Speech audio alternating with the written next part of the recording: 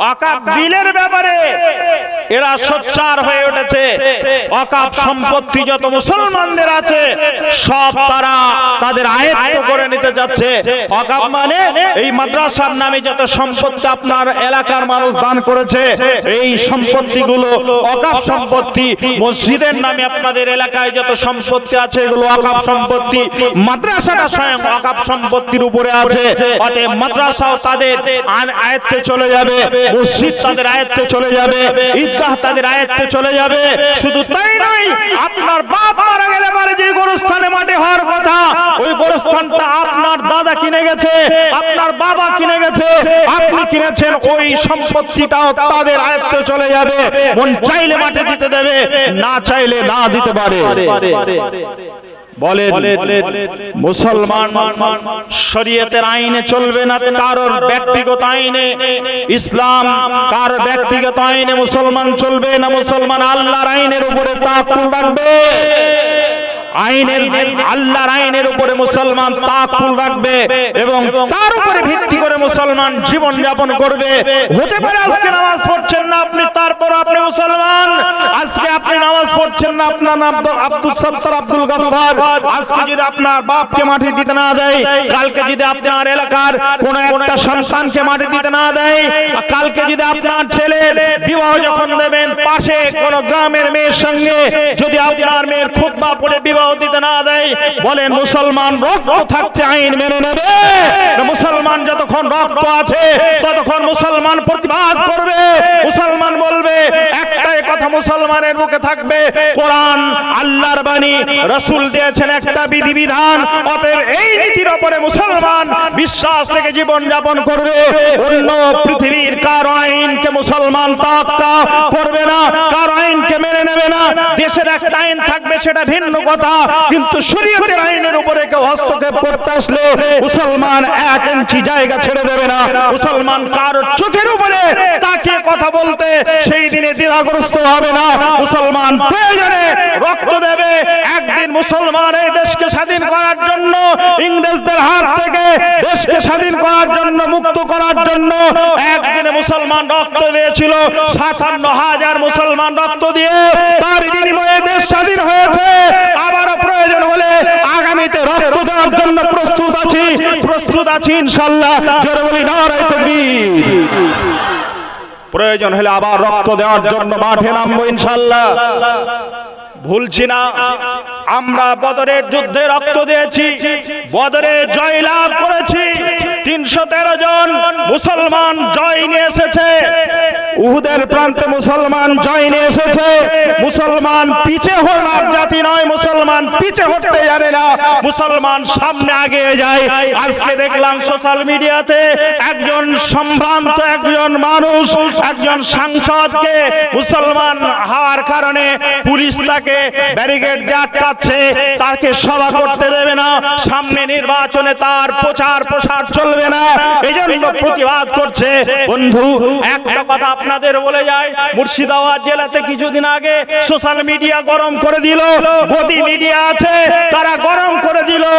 আর দীপক ব্যাপারী নামক একজন সাংবাদিক আছে, লোকটা সত্য কথা বলে, আল্লাহ তাকে কবুল করে নেক। বন্ধু, এই দীপক ব্যাপারী সর জমিনে এসে সে তদন্ত করে বলল, মাদ্রাসাতে জঙ্গি তো দূরের কথা, মাদ্রাসাতে কোনো দিনের জন্য একটা ছেলে মদ খাওয়া তো দূরের কথা, সামাজিক মানুষ তৈরি হয়।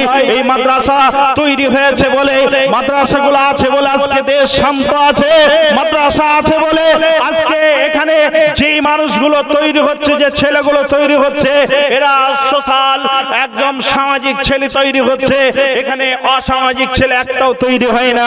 আপনাদের জয়নপুর মাদ্রাসা, এখানে ক্যাম্পাড়া মাদ্রাসা, আপনাদের এই এলাকায় যত মাদ্রাসা আছে, আশেপাশে যত মাদ্রাসা আছে, গোটা পশ্চিম বাংলা মাদ্রাসা যদি আপনি তন্ন তন্ন করে খোঁজেন, একটা মাদ্রাসাতে আপনি এমন একটা সিগারেটের প্যাকেট খুঁজে পাবেন না, বিড়ি আপনার তারা খুঁজে পাবেন না, একটা মাদ্রাসাতে বিড়ি খাওয়া ছেলেকে খুঁজে পাবেন না। পাওয়া যাবে? মাদ্রাসার ছেলেরা মদ খায়, মাদ্রাসার কমিটি শিক্ষক মদ খায়, হতে পারে না। এটা নেভার কোনো দিনের জন্য নয়। যারা মদ খায় না, যারা বিড়ি খায় না, যারা সিগারেট খায় না, তারা তো দেশের কল্যাণ কামী, তারা তো দেশের কল্যাণ চাই।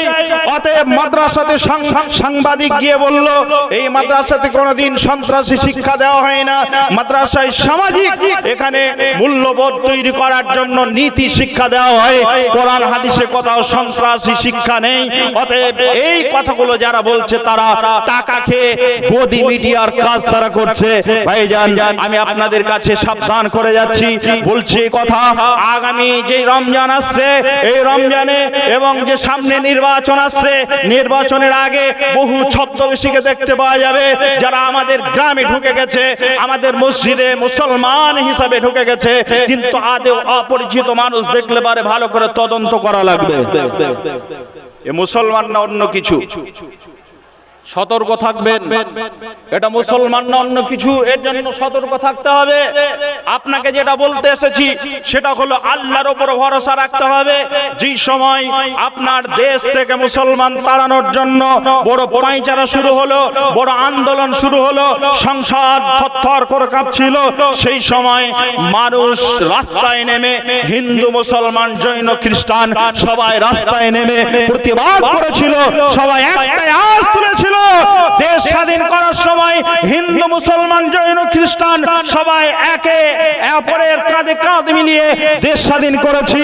এই দেশ মুসলমানের দেশ, এই দেশ হিন্দুর দেশ, এই দেশ খ্রিস্টানের দেশ, এই দেশ অন্যান্য জাতির দেশ। সবাই আমরা মিলেমিশে এই দেশকে যখন স্বাধীন করেছি, এই দেশে আমরা মিলেমিশে বাস করব। তোমাদের গদি টিকাবার জন্য তোমাদের এই উত্তপ্ত বক্তব্য শুনে মানুষ আর ক্ষিপ্ত হবে না, হবে না, হবে না। ওই সময় মানুষ প্রতিবাদ করেছিল কি করেনি? করেছিল। আমিও প্রতিবাদের ভাষায় এইভাবে করেছিলাম, আমি প্রতিবাদ করেছিলাম। বহু জায়গাতে হয়তো বলেছি, সোশ্যাল মিডিয়াতে শুনে থাকতে পারেন। আমি ওই সময় প্রতিবাদ করেছিলাম, বলেছিলাম যে কথাগুলো আপনাদেরকে দুটা চারটে কথা শুনিয়ে যাই। কি শোনাচ্ছি? প্রতিবাদ কি ভাষায় করেছিলাম সেটা শুনিয়ে যাচ্ছি। বলেছিলাম ওই সময়, বিশ্ব নবীর শিষ্য মরা নেই কমদের ভাই, আল্লাহর হুকুম মানব মরা নবীজির তরিকায়, নবীজি মদের পথের পথি কোরআন দিশারে, আলেম ওলামা তার চারা আজ সারি সারি, সরকার দেখায় ভাই গোলা বারুদের দ্বারায়, সরকার দেখায় ভাই এনআরসির দ্বারায়, এই ভারতে বেঁচে থাকা তোদের অধিকার নেই, সরকার দেখায় ভাই সিএ এর দ্বারায়, এই ভারতে বেঁচে থাকা তোদের অধিকার নেই। কেন দেশ স্বাধীনের সময় তোরা রক্ত দিলি না, আজ কি করে বলিস তোরা ভারত আমার মা? ওরে বেঈমানেরই দল, তোরা সত্য কথা বল, ওরে হিংসুকেরই দল, তোরা সত্য কথা বল, মুসলমানেরা কি করেছে ইতিহাসটা খোল। সব জেনে ঘুম পার পরে ভান করে ঘুমাস না, সব জেনে ঘুম পার পরে ভান করে ঘুমাস না, আলেমেরা ঘুম ভাঙিয়ে দেবে, খুলবে মুখোশখানা। একবার জোরে তাকবীর দিয়ে বলি, নারে তাকবীর, আর জোরে নারে তাকবীর। প্রয়োজনে সারা রাত চলবে, কথা ঠিক না ভুল? চলবে ইনশাআল্লাহ, চলবে। কথা বলছিলাম যে কথা, এবার আমি আপনাদের সামনে তৃতীয় নাম্বার পয়েন্টকে ক্লোজ করে দিলাম, 4 নাম্বার পয়েন্টের দিকে এগিয়ে যাই। 3 নাম্বার পয়েন্ট কি? এখানে একটা ঘটনা, মা বোন যেহেতু আছেন আপনাদেরকে একটা উপহার দিয়ে যাচ্ছি, শোনেন। আপনারা ভাবছেন ধোঁকা দিচ্ছে এরা, ধোঁকা নয়, মাল আছে, বসেন না। মা বোনরা উঠে চলে যাচ্ছে, এরা ভাবছে যে এরা কি ধোঁকা দিল। মনে মনে বলছি, না মনে যা সামনে চাল তুলতে, তখন দেখাবো। আমাদের দিকেই গালটা দেয় মেয়েরা, ওই জন্য বলছি। হ্যাঁ, তা মা বোন আপনারা বসেন, অসুবিধা নেই, মাল আছে, আসবে, টেনশন নেই। এখন হাতি দেখছেন, শেষে আসবে জলহস্তি। জি, সার্কাসে জলহস্তি শেষে আসে, আসে কি আসে না? সার্কাস দেখেছেন না দেখেননি? জলহস্তি আসবে, দূরে চারটে কলা খাবে, সে এক পা ঘুরবে চলে যাবে। ঠিক এই অবস্থা আজকের মাহফিলের ঘটবে ইনশাআল্লাহ, অপেক্ষা করেন। ভাইজান বলছিলাম আল্লাহর উপরে ভরসা কেমন, একটা ছোট্ট ঘটনা বলে যাই। বিসমিল্লাহির রহমানির রহিম। ওয়া আলা রাব্বিহিম ইয়াতাওয়াক্কালুন। বিশ্বনবী যখন মক্কাতে থাকার মতো পরিবেশ আর হলো না, মক্কা ছেড়ে মদিনায় চলে যাবেন, এমন সময় আল্লাহ রাব্বুল আলামিন তার হাবিবকে জানিয়ে দিলেন, হযরত জিবরাইলের মাধ্যমে নবীকে জানিয়ে দেওয়া হলো, হে নবী তুমি বলে দাও, হযরতে জিবরাইল তুমি বলে দাও নবী মুহাম্মদ সাল্লাল্লাহু আলাইহি সাল্লামকে যে মক্কাতে আর থাকা যাবে না, প্রস্তুতি যেন নিয়ে থাকে, কোন সময় তার ডাক চলে আসবে সে যেন নিজের জন্মভূমি ছেড়ে দিয়ে মদিনার পথে চলে আসে। আল্লাহ নবীর কাছে খবরটা পৌঁছে গেল। নবী হযরত আলীকে বললেন, আলী রে, এটা হলো এতিমের মাল, এটা হলো বিধবার মাল, এটা অমুকের মাল, এটা অমুকের মাল, সব মালগুলো বুঝিয়ে নাও। আর আলী তুমি শুনে নাও, আমি যেই দিনে মক্কা ছেড়ে মদিনায় চলে যাব, ওই দিনে আমার এই বিছানায় তুমি শুয়ে যাবে। আর আমার এই বিছানায় শুধু শোয়াই নয়, আমার বিছানাতে তুমি শুয়ে যাবে, আমার এই কম্বলে উপরে শুয়ে যাবে। বেড কভার দিয়ে, আমি যে বেড কভার দিয়ে নিজের শরীরকে ঢেকে রাখি, এই কভার দিয়ে তুমি ঢেকে রাখবে। তবে আলী শুনে নাও, এটা হলো এতিমের মাল, এটা বিধবার মাল, এটা অমুকের মাল। মালগুলো সকালবেলা নিজের মালগুলোকে বুঝিয়ে দেবে, আপন আপন মালগুলো বুঝিয়ে দেবে। আর মাল বুঝিয়ে দেওয়ার পর তুমি আমার সাথে মদিনায় এসে দেখা করবে। আল্লাহ নবীর সাহাবী হযরত আলী শুনে নিলেন। শুনে নেওয়ার পর তিনি নিশ্চিতভাবে শান্তির ঘুম ঘুমিয়ে নিলেন। সকাল হলো, মালগুলো আপন আপন বুঝিয়ে দিলেন। এরপরে মদিনা রাস্তাতে হেঁটে চলে যাচ্ছেন, মদিনায় গিয়ে পৌঁছাবেন। এমন সময় যখন পৌঁছালেন, সব সাহাবীরা, আনসার মুহাজির সাহাবীরা সবাই উদ্বেগ নিয়ে বসে আছে। সকাল বেলায় কি ঘটনা ঘটেছিল আর ওই রাতের অবস্থা কি হয়েছিল, এটা আলীর মুখ থেকে শুনবো, তবে আমাদের জান তৃপ্তি পাবে, মনটা আমাদের ভরে যাবে। আমরা ওই রাতের ঘটনা কি ঘটলো, রাসূল চলে আসার পর আর সকাল বেলার অবস্থা কেমন হলো, এটা আলীর মুখ থেকে শুনতে চাই। শোনার জন্য এবার আলী রাদিয়াল্লাহু তাআলা যখন পৌঁছালেন, আলীকে বলছেন, আলী কি ঘটনা ঘটেছিল ওই দিনের সকালবেলা আর ওই রাতে কি হয়েছিল, একটু ঘটনাটা খুলে বলে দাও। আলী রাদিয়াল্লাহু তাআলা বলছেন, রে গোলাম, আল্লাহর গোলাম, রাসূলের উম্মত শোনো, রে রাসূলের সাহাবীরা তোমরা শুনে নাও, আমি তোমাদের সামনে দুটি কথা বলছি। ওই দিনে আলী যেই দুটি কথা বলেছিলেন, আমি আপনাদের সামনে এই দুটি কথাই বলছি, ভালো করে শোনেন।